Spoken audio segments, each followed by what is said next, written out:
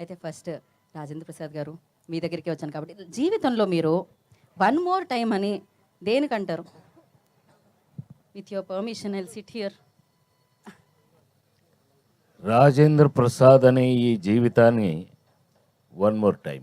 ఆహా సూపర్. అసలు ఈ ఆన్సర్ నేనైతే ఎక్స్పెక్ట్ చేయలే. నేను ఎందుకు ఎక్స్పెక్ట్ చేస్తాను, నేను రాజేంద్ర ప్రసాద్ గారు కాదు కాబట్టి. నా ఎక్స్పీరియన్స్ ఎంత తెలుసా సినిమాలో? ఎంత సార్? 48 ఏళ్ళు. అందుకని నువ్వు చెప్పటం ఏంటి, నేనే చెప్పాలి, Yes, నువ్వు sir. వినాలి. నా ఎక్స్పీరియన్స్ ఎంత తెలుసా సినిమాలో?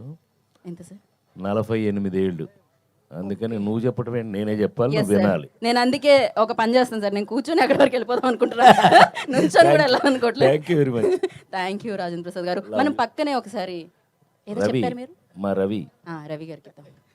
రవి గారు వన్ మోర్ టైం అని ఇదేంటి అంటారు? మాకు మళ్ళీ మా హీరో గారు నితిన్ గారితో వన్ మోర్ టైం చేయాలని ఉంది. And at the same time మొన్న చెప్పినట్టు నితిన్ గారు శ్రీలీల గారి కాంబినేషన్లో వన్ మోర్ టైం చేయాలని ఉంది. వన్ మోర్ టైం అంటున్నారనమాట. Super sir.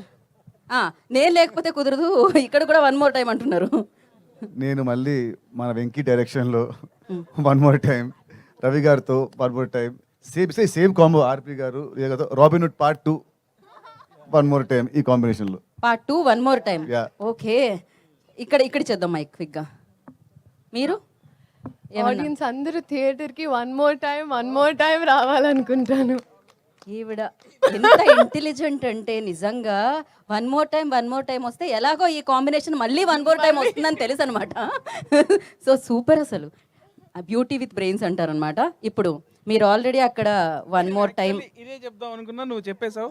పర్లేదు, మీరు ఏదైనా చెప్పొచ్చు వెంకీ గారు. You are the captain of the ship. So వీళ్ళు చెప్పిన కామెంట్స్ అన్నిటికి wherever you go I follow అండి.